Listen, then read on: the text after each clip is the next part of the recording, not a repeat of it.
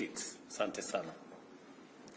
Allow me to take this opportunity on behalf of the government and people of Kenya to welcome friends and partners who have come from far and wide to attend this very important summit, to join the governor of Kisumu, Professor ANYANG NYONG'O, who has warmly welcomed all of you to Kisumu, in welcoming all of you to Kenya.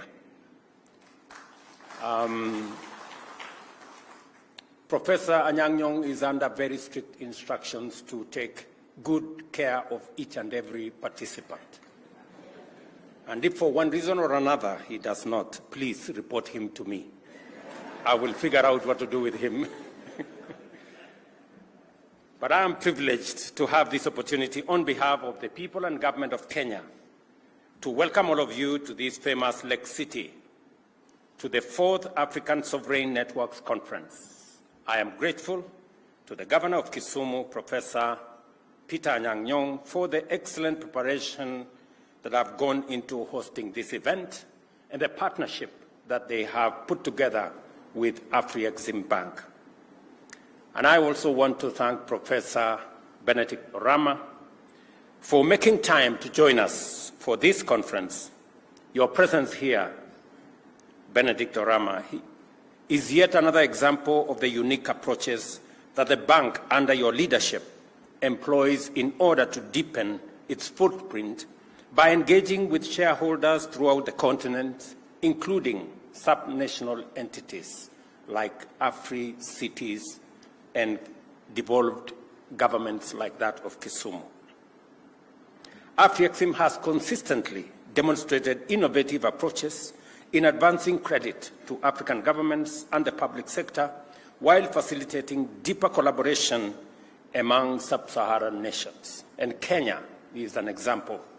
The first decision I made was to invest another $40 million in Afri-Exim Bank, because we see the value in growing African institutions that understand our landscape, our economies better, and they can better support, innovate, and use creative means of supporting our economies. And I want to thank you, Professor, for being a champion of solutions to our continent. I also want to confirm, as the CS for Treasury has said, we have a framework agreement with Afri-Exim Bank of $3 billion, and they have supported many aspects in our economy. They have supported our imports of fuel. They have supported our commodities trade. They have supported many other aspects. And today, we are going to be signing off some of the agreements that we have made in various other areas, including our infrastructure support program on roads, which we are in consultation. We are also going to sign off on matters to do with cotton value chain, and I like what Professor ANYANG NYONG'O said here, that among the 3 most important crops that this county and the counties in this region are involved in is cotton. You've just heard from Professor Orama that there is a facility that will support the cotton value chain, because the cotton value chain has 3 important aspects. Number 1, it has the production sector that supports many farmers. And we have already worked with Arise, which is a company associated with Afri-Exim, on seed multiplication and support for farmers in the area of seed production, multiplication, and access to farmers. Secondly, we are also working with Afri-Exim on the next value chain, the next step, and that is the ginning, the manufacturing, and shortly they will be investing in Rivertex and some of our textile industries. And thirdly, they will also be supporting our offtake of cotton from farmers. at reliable prices that can give predictability to our farmers to continue doing what they are doing in the production sector. So I will not allow you, Professor, to get into your plane until we sign off these things. These are some of the items that we have in consultation, because this spirit of innovation aligns seamlessly with the aspirations of the Africa Continental Free Trade Area, creating a dynamic network of ambitious, future-ready institutions and governments. Such collaboration will drive transformative engagements at the grassroots level, enabling Africa to achieve an unparalleled position in the global value chains and make substantial contribution to their bottom-up transformation. By promoting peer-to-peer learning, this forum of Afri-cities strengthens cooperation among sub-sovereign governments and devolution, a tremendous innovation established under our 2010 Constitution, has evolved into an exemplary success story that Kenyans are very proud of, as it has brought services closer to the people, empowered grassroots participation in governance, and safeguarded minority rights and enhanced equity in resource mobilization and allocation.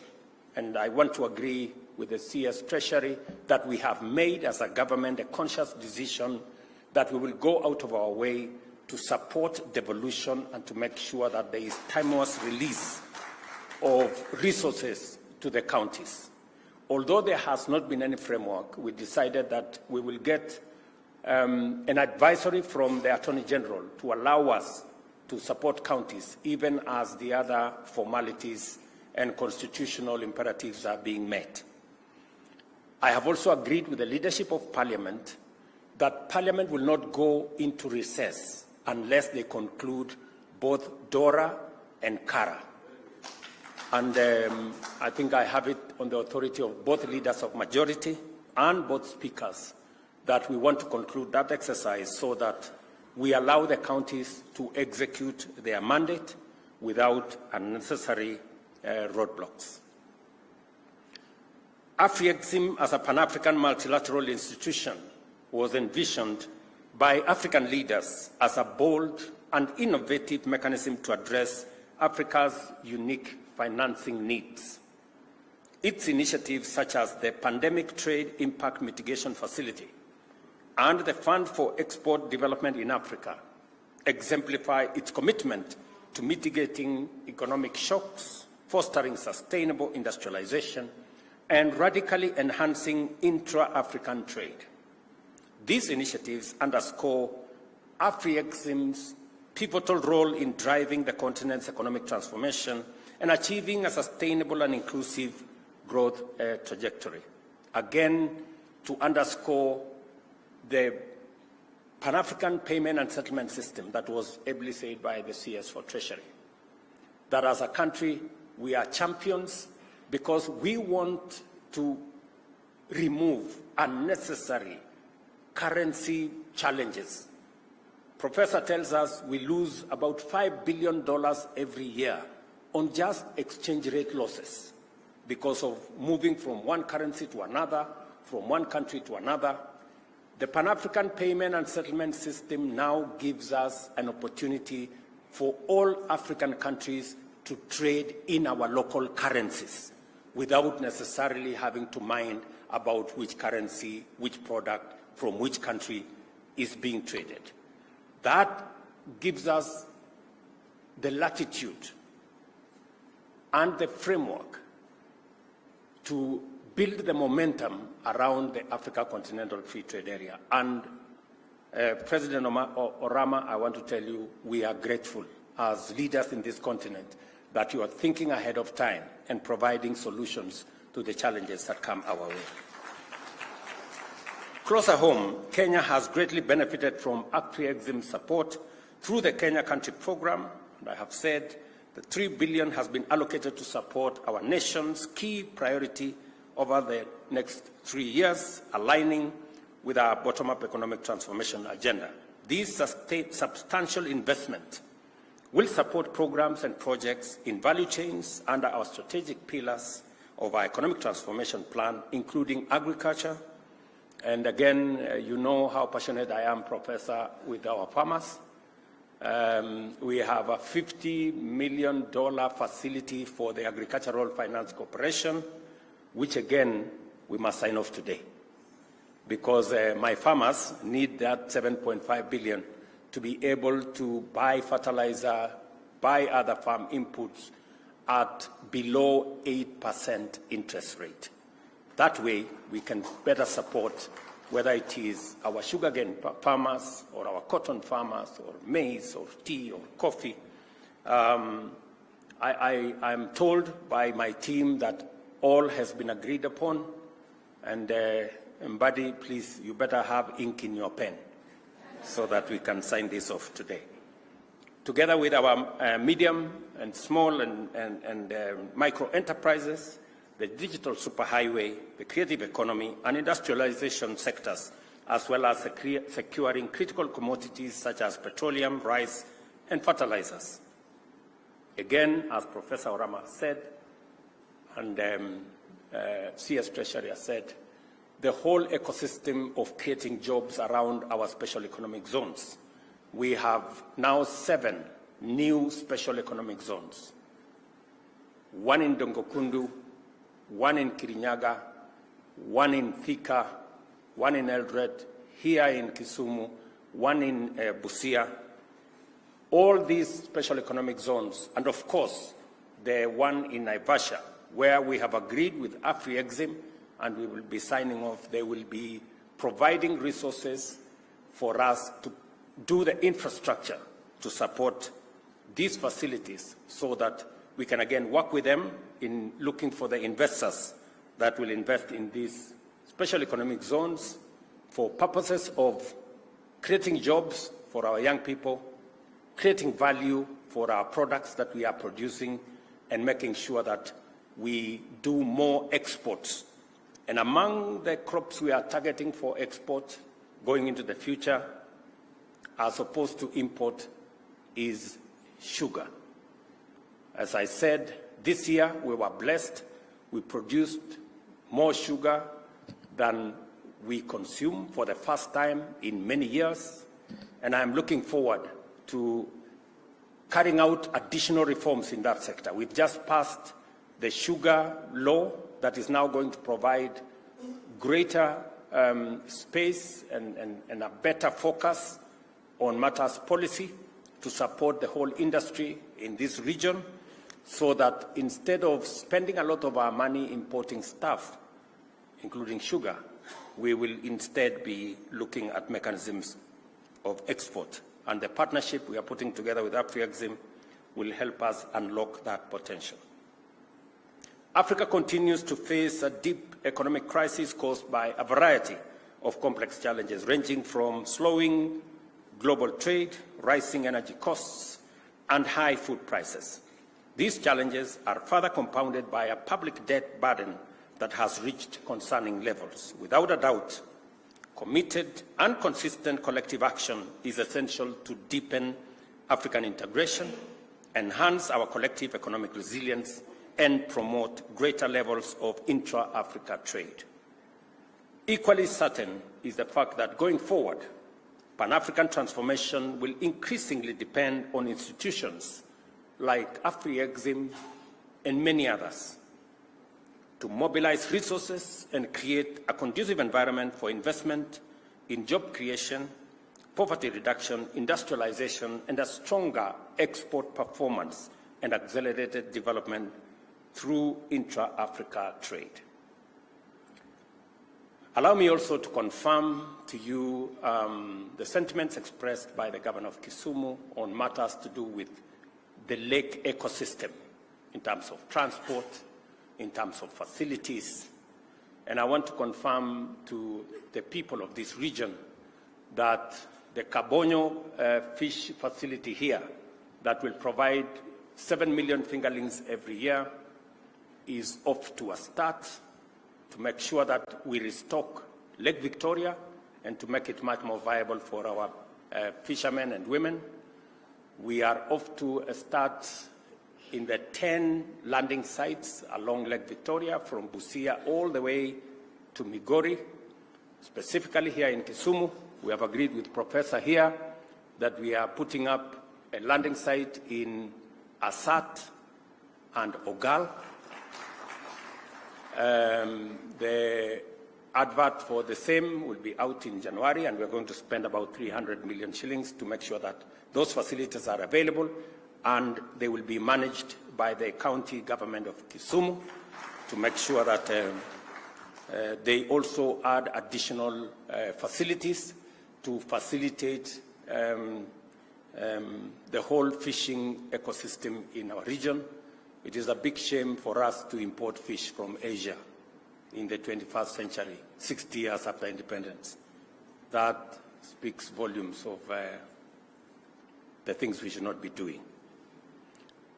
Secondly, I want to confirm to you again, Professor, as you have talked about the fishing boats and the entire fishing ecosystem, with support in training and in making sure that the lake ecosystem has the necessary infrastructure. Again, I am looking forward to your partnership with my ministry responsible for maritime affairs and fisheries.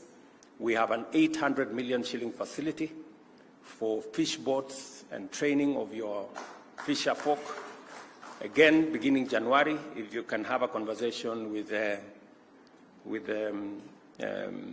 CS Joho and his team, we are aligned to make sure that the whole of this Lake Victoria front, from Busia all the way to Migori, benefits from this facility as we improve our food security and ensuring that we import less and export more. And finally, because there have been major accidents, and you've said it ably, in Lake Victoria, and we lose a lot of people because of facilities that are not adequate, because of some of the infrastructure that is not proper, we have decided to do Lake Victoria Rescue and Coordination Center here. We are putting 2.7 billion shillings to make sure that any accident in Lake Victoria is attended to in record time, so that we can better support the whole ecosystem there and make sure that this is going forward. Allow me to say one more thing. I think Professor has ably said that this city can also provide a destination for conferencing and other facilities. And we need to leverage on the tourism assets that are available in Kisumu and the whole of this lake region. And therefore, the conference facility that is here in Kisumu, that was an investment of the national government, I want to confirm that we are ready to have a conversation with Kisumu County, and we want to bring our friends AfriExim on board so that through a public-private partnership, we can actually have an investment in the completion of that facility, in the building of the hotel, so that we can have a management program that will make sure that we unlock the potential of that facility where government resources have already been invested in. I know Professor understands very well, because he was our Minister for Planning, what public-private partnership can achieve. And there will be no problems of people saying anybody wants to sell any asset in Kisumu.